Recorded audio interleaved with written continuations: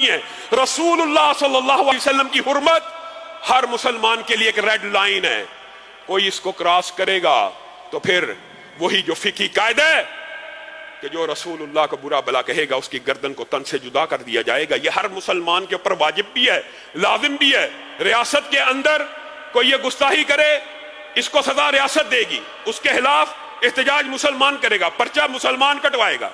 لیکن اگر کوئی حربی کافر غیر ملکی یہ کام کرے پھر کسی بھی مسلمان کا داؤ لگے وہ یہ کام کر دے، شریعت نے اس کو یہ اجازت دی ہے۔ یہ فتوے آپ کو بڑے تلخ لگتے ہیں اور ہمارے سوشل میڈیا اکاؤنٹس کے اوپر ان تقریروں کے بعد پابندی لگا دی جاتی ہے، 10-10 لاکھ کا پیج اڑا دیا جاتا ہے کہ یہ جی کیسا فتویٰ دیتے ہیں۔ آج یہ جو نور پور شرما نے اور شری واستو نے رسول اللہ کی شان کے اوپر حملہ کیا، رقیق حملہ، گندا حملہ کیا۔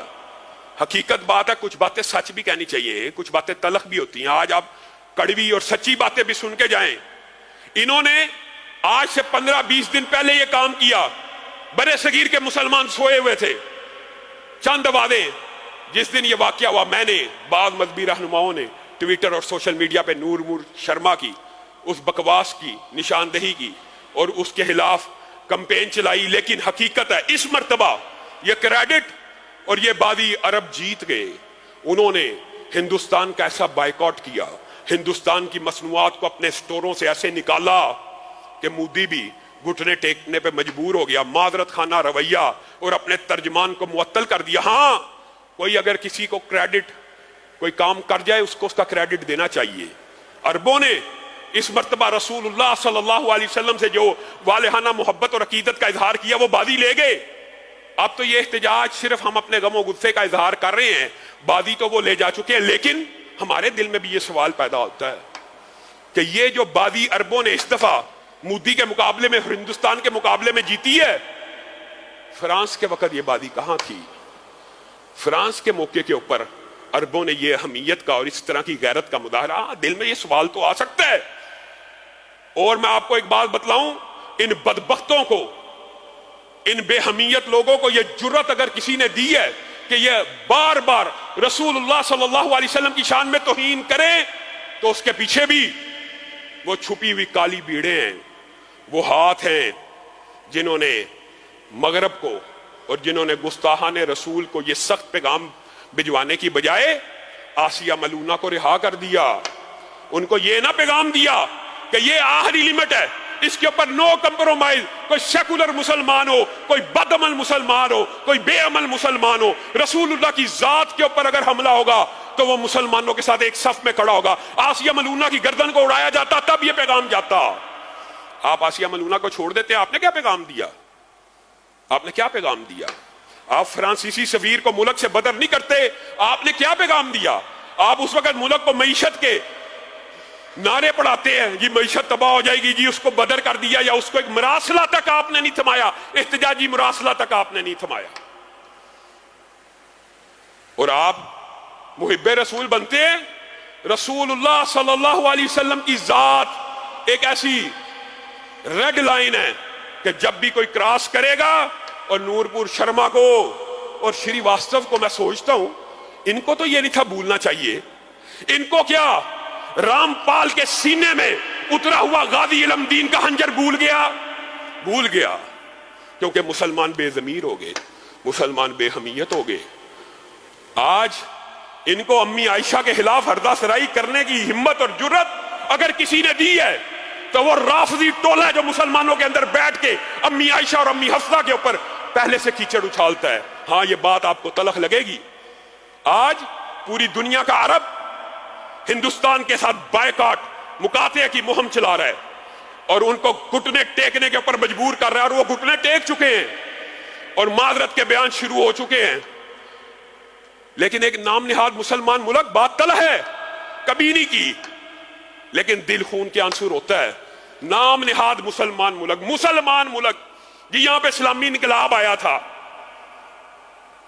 وہ ایران ہندوستان کو پیغام دے رہا ہے اگر تجھے عرب ممالک تیل نہ دے تو تو ایران سے تیل لے لے۔ یہ وہ پشت کے اوپر خنجر گھونپنے والے ہیں۔ ان کے نزدیک امی عائشہ کی حرمت کیا ہے؟ یہ پاکستان کے اندر اور میرے بھائیوں اللہ کی قسم شکر ہے قوم کو یہ باتیں سمجھ آ گئی ہیں. ماں عائشہ کے رسول اللہ کے حرم کے اوپر حملہ، رسول اللہ کی ازواج کے اوپر حملہ، رسول اللہ کے گھر والی عورتوں کی عزت و ناموس پہ حملہ، رسول اللہ کی ناموس پہ حملہ ہے. اللہ کا شکر ہے مسلمانوں کو یہ بات سمجھ آ گئی ہے.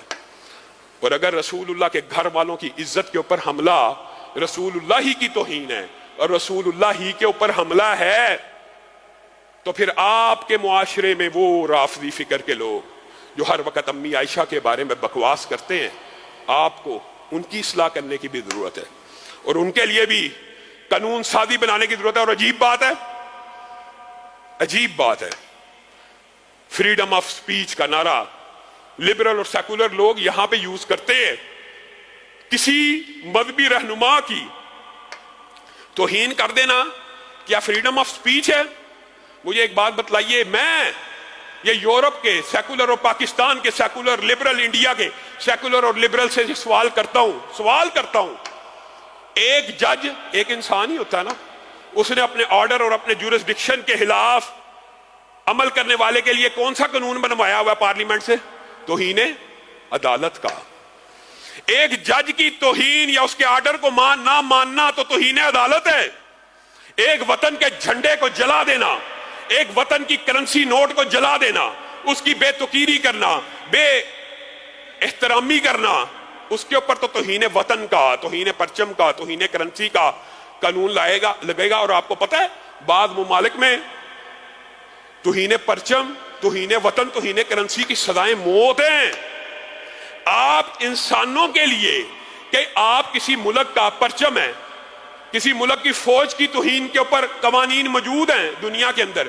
یہ صرف پاکستان کی بات نہیں کر رہا، توہین عدالت، توہین فوج، توہین ادارے، توہین وطن، توہین پرچم، یعنی جو جس وطن کا میں رہتا ہے اس کی علامتوں کی بھی توہین نہ کرے. یہ قوانین تو آپ نے بنا دیے، تو کیا مسلمان یہ مطالبہ کرنے میں حق بجانب نہیں ہے؟ آپ نے یہودیوں کے بارے میں عالمی میڈیا، عالمی تنظیموں نے قانون بنایا ہوا ہے. آپ کو پتا ہے کیا قانون ہے؟ کہ یہودی سینٹیمنٹس کو، یہودیوں کے جذبات کو مجروح نہ کیا جائے. وہ جو ان کا قتل عام ہوا ہے، وہ اگر کوئی بندہ مسلمان یہ کہنا نہیں ہوا یہودیوں کا قتل عام، تو یہ توہین ہے اور اس کے اوپر یورپ میں بھی پابندی ہے. اور 1.5 ارب مسلمان کرتاس کے چہرے پر ایک لفظ لکھا میں نے، اس لفظ کی خوشبو سے کرتاس معطر ہے، اس نام کی کرنوں سے ہر چیز منور ہے. وہ نام مکمل ہے، وہ نام محمد ہے صلی اللہ علیہ وسلم. اس نام کو، اس کی توہین کرے اور 1.5 ارب مسلمانوں کا کلیجہ چھلنی ہو جائے، یہ فریڈم آف سپیچ ہے کہ ہیٹ سپیچ ہے؟ ایمانداری سے بتاؤ. اور تولو، میدان عدل میں ہی آ جاؤ، عقل کے ساتھ ہی بات کر لو، دلیل کے ساتھ ہی بات کر لو. جس شخصیت کی توہین کے اوپر 1.5 ارب مسلمانوں کے دل، جذبات، سینٹیمنٹس مجروح ہوں، وہ فریڈم آف سپیچ ہوتی ہے کہ ہیٹ سپیچ ہوتی ہے؟ آپ کو اتنا ہی فرق نہیں پتا فریڈم آف سپیچ کا اور ہیٹ سپیچ کا؟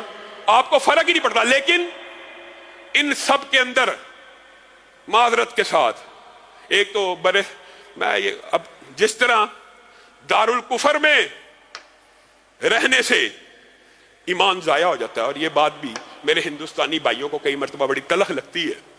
وہاں پہ آپ کو پتا توحید پرستوں کی ایک بہت بڑی تنظیم اور جماعتیں موجود ہیں، توحید پسند بھی، وہ ان باتوں سے فیل کرتے ہیں کہ علامہ صاحب آپ اس طرح کی باتیں کرتے ہیں، پاکستان میں رہتے ہوئے آپ کر سکتے ہیں، آپ کو اجازت ہے اس لیے آپ کر جاتے ہیں. لیکن اللہ کی قسم یہ مسئلہ ہے، یہ شریعت کا مسئلہ ہے کہ دارالکفر میں مسلمان چند شرائط کے تحت ہی رہ سکتا ہے. مسلمان کا غلام رہنا، مسلمانوں کا کفار کا غلام رہنا مسلمانوں کے ایمان کو ضائع کرنے کے برابر ہے. اور دارالکفر میں رہنے کی جو شرائط ہیں، اگر ہندوستان کا مسلمان بھی ان شرائط کے مطابق نہیں رہتا، اگر وہ ہندوستان کے قلب سے ایک نئی اسلامی ریاست کے وجود کی جد و جہد نہیں کرتا، اگر وہ ہجرت کا ارادہ نہیں کرتا، اگر وہ اس کفر کی حکومت کو ختم کرنے کی جد و جہد میں شامل نہیں ہوتا، تو یہ میرا فتویٰ نہیں ہے، یہ رسول اللہ صلی اللہ علیہ وسلم کا فتویٰ ہے. ان قرآن کی آیتیں ہیں. اللہ تعالیٰ قیامت کے دن ان مسلمانوں سے پوچھے گا کیا تمہارے لیے اللہ کی زمین کے اوپر کوئی وطن ایسا نہیں تھا, کوئی دھرتی ایسی نہیں تھی جہاں پہ چلے جاتے, نکل جاتے, ہجرت کرتے, یا واپس پلٹتے, یا ان کے ساتھ لڑتے, یا ان کے ساتھ جہاد کرتے, یا ان کے ساتھ قتال کرتے؟ مسلمان غلام نہیں رہ سکتا. جس طرح غلام رہنا اور دارالکفر میں رہنا مسلمانوں کے ایمان کو ضائع کر دیتا ہے. اللہ کی قسم بہت سے نیک طیب اور پکیزہ مسلمان ایسے ہیں جو دارالکفر کو ان باتوں سے چھوڑ آئے ہیں. کوئی آسٹریلیا سے آیا, کوئی کینیڈا سے آیا, کوئی انگلینڈ سے, چھوڑ آتے ہیں. اور بعض ایسے ہیں جن کی عقل کے اوپر پردہ ہے, ان کو یہ لگتا ہے یہ بس جی مولویوں کی باتیں ہیں, ان کے اندر کوئی اصلیت نہیں. میرے بھائیو, اللہ کی قسم جس طرح دارالکفر میں رہنا, اور میں یہ اس لیے کہہ رہا ہوں, یہ انڈیا کے مسلمانوں کی ذمہ داری ہے کہ وہ غازی علم دین شہید کا کردار ادا کرے. رام پال کا سینہ جو یہ بھول چکے ہیں, شری واستو اور نور پور شرما کو اس خنجر کی یاد آپ کو دلانی ہوگی. اولا لکا فاولا, آپ اس خطے میں موجود ہیں, آپ کو حرمت رسول کی جنگ ہم سے پہلے لڑنی چاہیے. لیکن کیا ان کے لڑنے کی ذمہ داری ڈال کے ہم سب بری ہیں؟ اللہ کی قسم نہیں بری. جس طرح دارالکفر میں رہنے سے, نفاق سے, ریاکاری سے, رسول اللہ کی نافرمانی سے ایمان ضائع ہو جاتا ہے, اسی طرح رسول اللہ کی حرمت کے اوپر حملہ ہو اور مسلمان اس کا بدلہ نہ لے, ان کا ایمان بھی ضائع ہو جاتا ہے. اور یہ فتویٰ بھی میں اپنی طرف سے نہیں دے رہا, یہ بھی قرآن و سنت سے ثابت ہے. امام مالک کا قول بھی موجود ہے, اگر گستاخی ہو تو کیا کیا جائے, اس سے بدلہ لیا جائے. اگر بدلہ لے نہ سکے اور استطاعت نہ ہو, پھر ایسی امت کو مر جانا چاہیے کہ جس کے نبی کی توہین ہو اور بدلہ لینے کے اوپر قادر نہ ہو. آپ کے اور میرے ایمان خطرے میں ہے, اور یہ بار بار ایک ٹیسٹ کیا جاتا ہے کہ کتنی کو غیرت باقی ہے. اللہ کا شکر ہے کہ رسول اللہ صلی اللہ علیہ وسلم کی ذات